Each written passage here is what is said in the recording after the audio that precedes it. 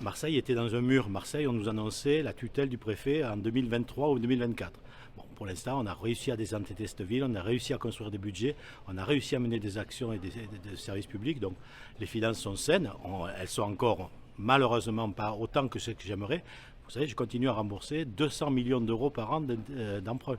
160 millions d'euros de capital et 40 millions d'euros d'intérêt. L'an dernier, on avait programmé 300 millions d'euros d'investissement.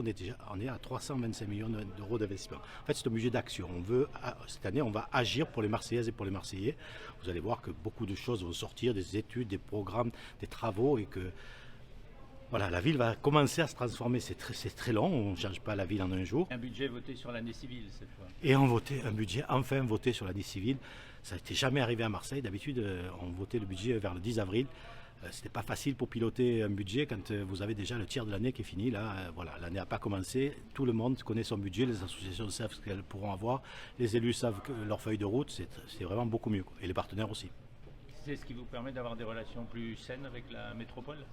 Avec la métropole, avec le département, et on espère un jour avec la région, parce que honnêtement, on ne demande pas l'aumône pour qui que ce soit, hein, c'est simplement pour que le service qui est dû aux Marseillais soit rendu aux Marseillais, voilà, c'est tout. Et donc pour l'instant, ça marche plutôt mieux avec la métropole. Le département a fait des annonces et on va s'y engouffrer. Vous savez, avec 300 projets, ils auront de quoi choisir ceux qui veulent financer, et on espère que la région se mettra dans le concert de ce partenariat, ces partenariats vertueux. Et qu'est-ce qui s'est passé? Parce qu'il y a un an, tout allait bien entre Renaud Muselier et Benoît Payon. Je sais pas, le temps passe et Renaud Muselier s'impatiente.